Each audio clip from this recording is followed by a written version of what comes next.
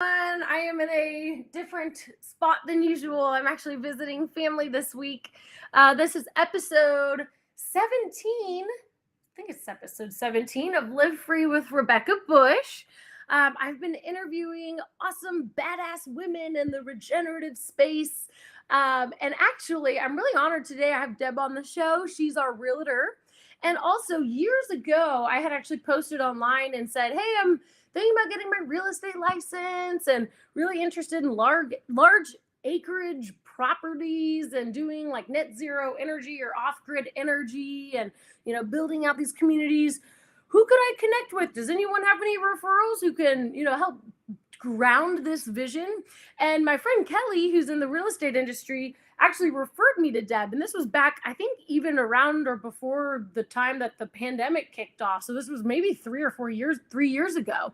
And then when John and I were really starting to get into the intricacies of this land development project, we were like, oh, who should we hire to help us? And that's when a light bulb went off. I'm like, oh my gosh, that's right. I connected over email with this lady in Central Texas. Her name's Deb. Let's see if she would want to help. And it's been this beautiful unfolding process ever since. And that was last year in August. We really hit the ground running, and Deb's been so helpful, not only for us, but even for other Freedom Cell people looking to move to Central Texas. Like I said, she's a realtor. We're really excited to have her on the show today. And also, she's going to be presenting at this year's Exit and Build Land Summit. So let's bring on Deb.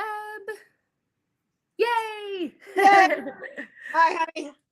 Hi, thank you so much for being on the podcast today. So my pleasure. Sorry, I'm on my cell phone. Technology challenges. Yeah, we started a little late because at first there was audio on the one side, and then on my side the video didn't work because I'm in a not in the studio today. So, but you know what? It's just about persistence and making things happen. So, kind of like what we're doing with this real estate project that we've been working on the last few months. All in God's divine time. Well, Deb, for folks who maybe haven't stumbled across your work yet, I'll let you introduce yourself. And if you want to just take a minute or two to kind of dive into what got you into this industry, the background you're coming from, and we'll just start there. Sounds good. So this has been just a process for me. Back in 1999, my husband and I moved to Colorado. We bought 40 acres and we were going to build a house. We decided to build an earthship. So I worked a regular job. I worked for Caterpillar, Cat Rents, and we moved out to the property. We lived in a 10 by 14 tough shed and a 16-foot camp trailer. No running water, no electricity for a number of months. And then we ended up building our earthship, solar power, water catchment. And the developer of the property we bought said he needed somebody to handle his resales and asked me if I'd be interested in getting my license. And I said, sure. So I got my license and started working with him, doing resale of large acreage tracts in Colorado. One thing led to another. My husband started building alternative style homes. I started specializing in them. And I just kind of moved into homesteading. We ended up having to move from Colorado back to Arizona. I licensed in Arizona and continued on as a realtor in the Prescott area. And then we had an opportunity to move here to Texas in 2005. And I have been working with buyers and sellers here since then. Still working with alternative builds, land sales, home sales, and in the process, I'm homesteading on my own little property. Yay! Yeah. Yeah. I know it's like this whole holistic approach. And like, as someone who's walked the walk of like exit and building in your own life, like doing the earthship and like even now having your acreage, like if you had to kind of wrap it up in a nutshell, like what inspired you to live this lifestyle, and what have you seen with your clients like pursuing this lifestyle that's like the inspiration behind even taking that lifestyle switch? Mine just was kind of natural. I just was drawn to living outside of a city environment. And then wanting to lead a sustainable life and have and just pursuing it, educating myself, and we had to do things little by little. I mean, it didn't happen all at once. We didn't just jump into a homesteading property. And because I live that lifestyle, constantly moving forward in it, I've just been blessed to hook up with people who are wanting to exit the cities and come out and build a slower, healthier lifestyle. Yeah, absolutely. It is definitely a healthier and slower lifestyle. Like when we moved out to our 10-acre property, I remember the first thing I noticed was like there were not sirens. Like it was much more quiet. I could hear the birds chirping. It's just like the air was cleaner. It's just like, wow, this is such a different day-to-day experience, than it was even when we were living on the tiny home agri-hood community. We're still 8 miles from downtown Austin. I mean, there was fire trucks going, ambulances. It's like stimulus, stimulus, stimulus. It's just such a different quality of life, I would say. So for folks who are maybe wanting to pursue this lifestyle, and as a realtor, like what advice, as someone who has helped people, purchase land and buy and find their homesteads, and as someone who's doing it yourself, what advice would you give to folks who are maybe wanting to buy land, who are just looking into this, and what considerations would you say they should, immediately like come just be aware of, right? Like obstacles or benefits or things to look out for. Right. Well, it is a learning process, especially if you're coming to a rural area from inside of a city. I think the first thing you need to do is determine what you want your life to be like. Then I think you need to align yourself with people who think the same way you do. Find yourself a realtor like myself, wherever you are. There's a lot of us all throughout the country who feel the same way I do, who can help you walk through all of the decision making. You have to decide if you want a small acreage, if you want it to be out in the country, if you want it to be in a small rural town. Then you have to look at your financing. And sometimes, like for my husband and I, when we first started, we did owner financing, bought the 40 acres, and we had to live really basic to get to our dream, save our money to build our earthship. So these are all things that working with people who are trying to do the same thing, talking with them, and then working with a realtor who has this kind of experience, that will help hone in your search for the right property. Yeah, and I don't know, I'm sure there's data to back this up, but from my observation, at least when I was selling the tiny homes at the agri-hood community, I would sell maybe like 2 a quarter. When the pandemic happened, I was selling 10 a quarter. Like there was a tremendous demand to get a little bit outside the city, to be by a farm or at least some sort of agriculture. Like what trends have you seen, and like do you see things slowing down, speeding up, or only increasing, that people are wanting to get further away from cities like Austin and, getting acreage and starting to grow their own food? I think it's a small revolution that's happening right now. I have always based my business model just outside of larger cities to work with people wanting to come out to the country. When the vid happened, all of those people who were stuck in those cities, locked down in their big buildings, said, oh, no, we want no more of this. And I think that was the first big land rush that brought on the big land rush here in Texas. And then, there's a political environment out there that's feeding people's need to feel a little more comfortable and be able to self-sustain. And we don't know where the government's going to go now, what they're going to do, or where the food's going to come from. Is it going to be limited? So people trying to get out and get some space is just increasing. Yeah. Yeah, and that's what it seems like too. I think I have better lighting now. I moved to the other side of my that's sister's room. Yeah. I was like, let me switch this up a little bit. But you put lipstick on. Yeah, well, I had the lipstick on, but you couldn't even see it because I was in the shadows over there. I'm like, let me go toward the window, toward the light. But yeah, that was like when we had the idea to bring the Exit and Build Land Summit, this was in 2021, in September 2021, to do it for the first time, or actually it was November 2021. It was because we had so many people in our freedom community saying, hey, didn't you guys just buy land? How did you do it? Like, what worked for you? Like, how can I do this too? Or like, literally people were like refugees from Canada and Australia. And they're like, what do I do now? I got here. Like, how do I find land? How do I find homesteads that already exist?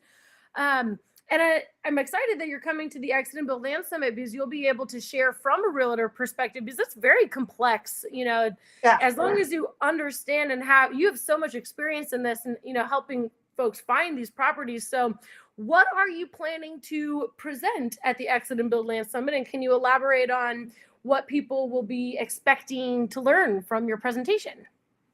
Well, I feel like I'm taking a pop quiz.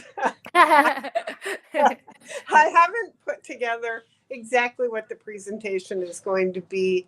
I'm hoping that it can be a little bit interactive and I can get a feel for interest levels and what they want to hear, because like you said, it is so involved, what I do as a realtor, because I don't just go into the MLS and find a property and throw it at them on the internet and say, check this out. It's an educational process for my clients. In fact, I just met yesterday with a couple from the last podcast that you did. We met yesterday, and I'm helping them start their search.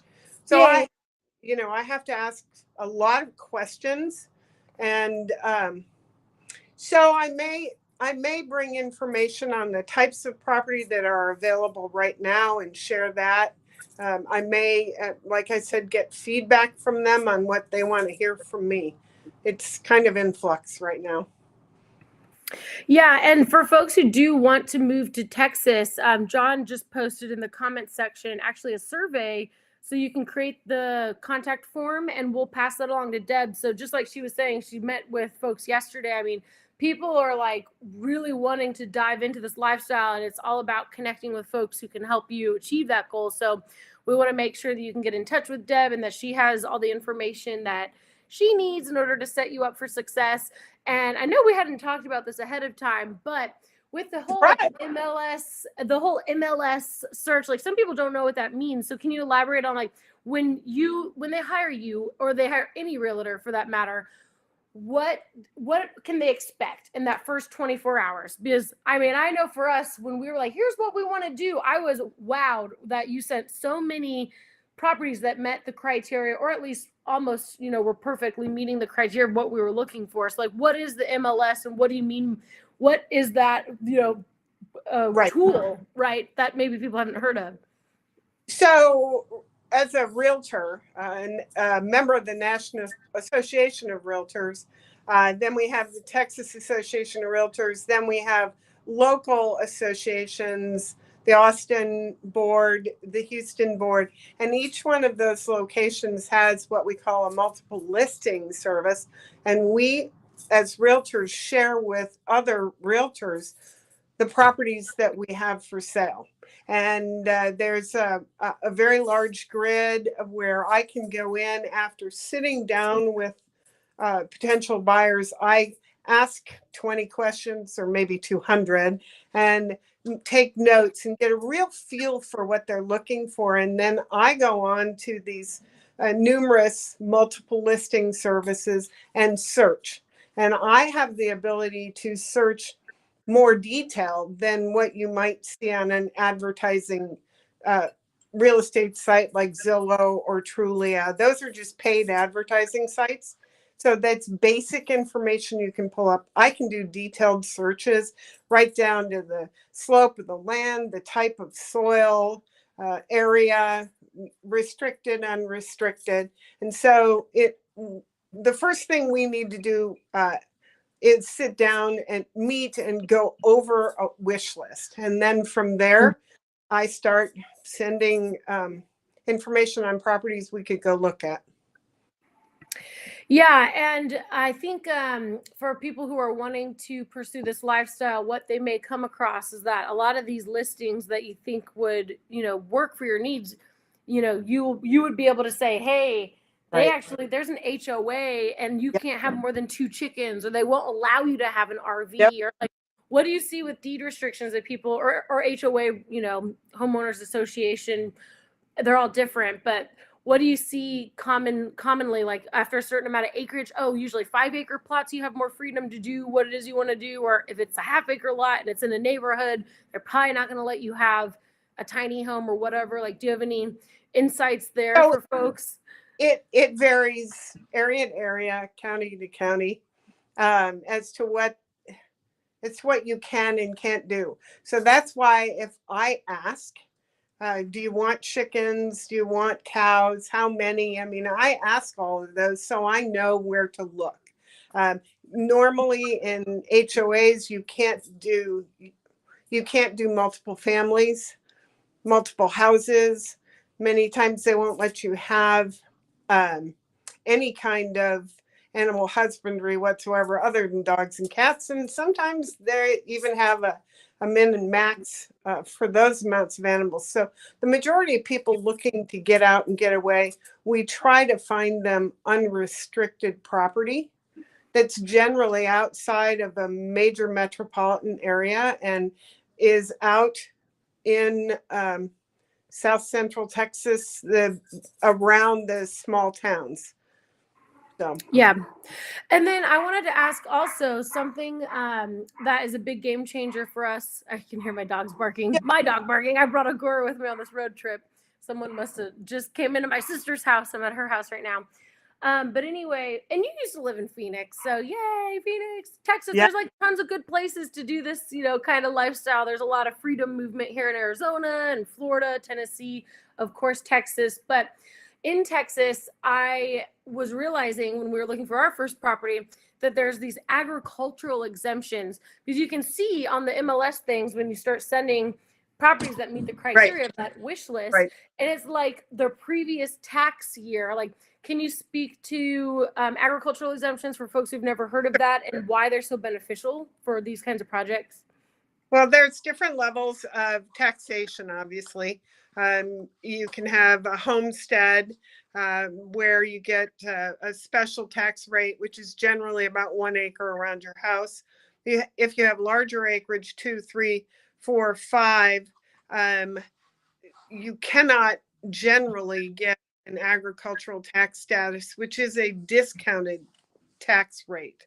So in most counties, they're requiring a 10-acre tract of land that has been actively in agricultural use for a minimum of 5 years to get that discounted tax rate. And each county has a different list of what you can do to get that. Could be goats, it could be bees, it could be horses if you have a stud and 4 mares, but each county is different. So that's something that we have to check out. And it's very beneficial to get that because it saves you a lot of money. And from agricultural, if you find something with ag tax status, you could take it to the highest and best, which is wildlife tax status. And that's where you don't run any animals, but you set it up so that the wildlife can live, and then you track the wildlife. So that's just one step higher than ag. Yep. And then for people who are wanting to do this and buy land with other, I guess, community members, like not just them going and buying it cash, or like maybe they buy it through an LLC or a cooperative or whatever. Like, have you ever had clients like that where they're like, let's have 5 of us come in with 10 grand and now we have our $50,000 to buy 1 acre?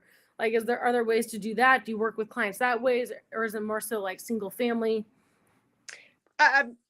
So you can find unrestricted acreage where you can put numerous households on it. You can't sell the individual parcels because then you have to subdivide it and the counties get into your pocket for that. So that kind of social multifamily living can be done, but that cooperative agreement probably has to be drawn up by attorneys and an agreement in between the parties. And then they, I'm sure, could buy it in some form of an LLC and have their own internal agreements as to how they expect to live with each other. Yeah. But, well, for folks who are wanting to move to Texas, I'm just going to put this form up again. John posted this form so we can pass your information to Deb, make it easy to track so that she has all the, like, the dream list and all that kind of stuff, and can then set up a meeting with you. Deb is also going to be speaking at the Exit and Build Land Summit. And on that note, also, I remember you were talking about trends in the real estate market, like the Texas Triangle. right. What, like, for people who are thinking about moving to Texas, or maybe just thinking about buying land in general, I'm sure this is happening in other states. Is that like the new hotspot for this area? Like, most people are buying properties there and there's a lot of commerce or something? So the Texas Triangle really is referring to the triangle in between Dallas-Fort Worth, Austin, and Houston. And where we are is really what I call the south central portion of the Texas Triangle. And it is Austin, Houston, San Antonio, so not quite as far north. With the growth that's happening in Austin and the other large cities, there's a lot of overflow into the county areas around each city. And so our little portion of the triangle, or our little triangle, is a hotbed. It's east of I-35. It's a wetter environment than, say, the hill country. There's more dirt versus for growing. The rainfall is increased over here, and you can get from this little triangle, you can get just about anywhere in 2 hours. Austin, Houston, San Antonio, the coast. I mean, it's a great area. Yeah, definitely. And in terms of trends, the whole central Texas area, and Texas in general, I mean, is really booming. A lot of people are moving here, fleeing California and other states. So there's a lot happening in Texas. But yeah, Deb would definitely help you get a good deal on a property. She's helping us right now too on our land development project, which seems to be, it's like this birthing process of, like, you think, I was like, we're going to do this in 6 months. And I'm like, because like the land is, you have to find the right piece of land, and like putting a deal like that together where you're building a community where people, like multiple families, will live, and there's the shared community space and all these different ideas of what could happen on the land. It really has to fit the bill, and that's not going to happen overnight. So we appreciate you, Deb, for showing us a few properties and working with us and being on our advisory board. Thank you. It'll be fabulous when it happens, and it will happen. It will, yes. It's like, I think like Rome wasn't built in a day. Like, these things take time. And I have looked back also at our 10-acre property and just how long it's taken us. I don't know how long you've had your property in Fayetteville, right? It's in, 10 but I years. mean, 10 years, it's like in 3 years, our garden beds literally finally got up to a point where we can even function and use them and not, get attacked by sticker burrs when you walk out there. And then our chicken coop, that took like a year and a half to get it beautifully. Our friend built it out, but to find the perfect spot for them. And it's like, these. It doesn't happen overnight. It just Yeah. doesn't. And but finding the right people to do this with, and to have, I think a realtor is more than just helping you find a property. It's like, this is grounding the vision for the future earth, and there's so many people who are wanting to do this, and so many different parcels that are just perfect for this. And Central Texas, I think, is just so abundant. But are there any other trends in Texas that you think for folks considering to move here, or who want to relocate to do homesteading, just aren't really sure where to go? Like, let's sell folks on Central Texas. What are all the reasons that you think that this area would be good for people to consider if they're wanting to grow food, live in community, do homesteading? Yeah. Oops. The counties that are in the south central portion of the Texas Triangle are featured on my website, and my website is debsellstexas.com. So you can get on there and look at, you can do property searches. Why I chose this area was the rainfall, being able to get to 3 different major cities within an hour or less, depending on which part of the triangle you buy in. A lot of unrestricted land available. It's green. It's not rocky. You can get to the coast. There's a lot of growth, so there's business opportunities. And with being able to get to the cities, there's entertainment that you can go to the cities and enjoy them, but you don't have to live there. You can go back home to your little piece of heaven. So arts, entertainment, here in Texas, if you can't get there one way, you can always get there another. Tons of beautiful country roads to drive, cute little bars and restaurants to go out and eat in these little tiny small burbs and towns. It's entertaining and relaxing. It's wonderful to live in the country in South Central Texas. Yep, absolutely. And we will be seeing actually a few farm tours in May at the Exit and Build Land Summit. So we're actually launching the farm tours this week. Woohoo! If you want to get the creative juices flowing, we'll be visiting a 200-acre farm. You can see a 100-acre farm. You can see a smaller scale 20-acre farm, and even a less than 2-acre farm. So you can really see all these different ways to grow food, and whatever scale, however grandiose your vision is, how other people are already doing this right now. There's thousands of these intentional communities, villages, and so very good work in the world. Well, Deb's website is debsellstexas.com. I put it here. And any closing thoughts? Anything you want to wrap up on? I really appreciate the opportunity. I love working with you guys. I'm very appreciative of the people that I'm meeting while I'm working with you. And I look forward to helping others who are trying to create their dream, homestead dream here in this area. Amen to that. Awesome. Well, thank you so much, Deb, for being on the show. For folks who want to work with Deb, of course, her website is debsellstexas.com. And you can also, John, I guess, made this survey, which is convenient, so we can pass along your contact information to Deb, and she has some information about what it is you're looking for. He's good with all the tech stuff, but thank you so much, Deb. All right, cool. Well, I'm going to do a quick outro here then. Let me show you guys. I just wanted to show you guys, I guess, I don't necessarily need a screen share. If you just go to the website, exitandbuildlandsummit.com, I wanted to give you guys some updates. Exitandbuildlandsummit.com, because we're really excited. Deb's going to have a booth there. She's also going to be speaking on the main stage And then on Sunday, she'll be doing a more in-depth workshop for people who are considering to move to Central Texas. She'll go through again, kind of talking about that Texas triangle and discussing ways that, you can get your own little piece of heaven here in Central Texas or in Texas in general. There's a lot to take into consideration, of course.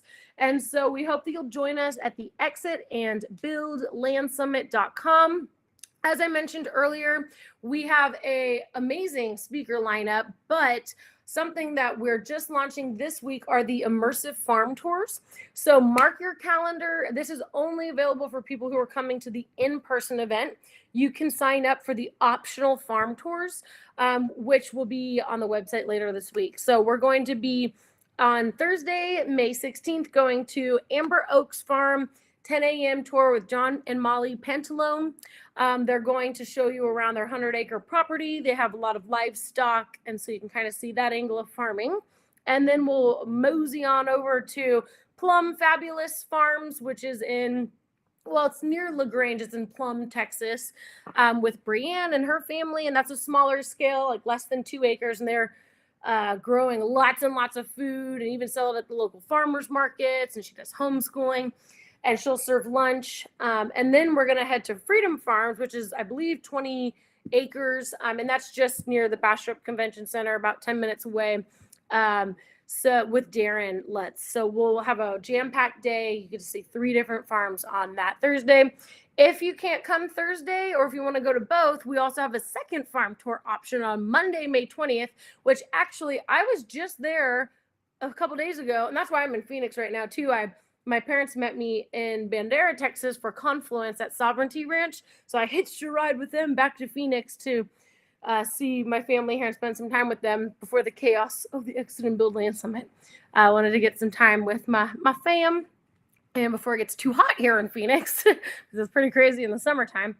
But anyway, so we are going to be touring Sovereignty Ranch on Monday, which is going to be so cool. So it's about a 2-hour drive from Bastrop Convention Center.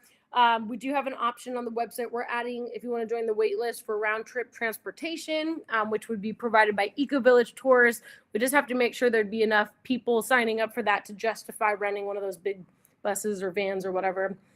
So that's the plan, and we're really excited. That's going to be with Molly Engelhart at Sovereignty Ranch and her team. They're amazing. We were just there. There's this awesome magnesium soaking pond, so the water is so beautiful. They just did this aircrete dome. You'll get to see, they have a yurt set up. They have 2 different manufactured homes, which, you can see these different housing options and think these are ways to, once you have the land, to just immediately, live on the land, different options, natural building, modular homes, all sorts of different options. So that's kind of cool to have that showcase. And they have tons of greenhouses, lots of livestock. It's a beautiful property. And so definitely worth the drive. And of course, the food is amazing. So you'll have a great meal that's included in the ticket for the farm tour on either Thursday, or if you can come both days, also on Monday. So, woo, yeah, that's a lot. But I just want to say thank you to everyone for watching and tuning in. We are really excited about the Exit and Build Land Summit. We hope that you can join us in person.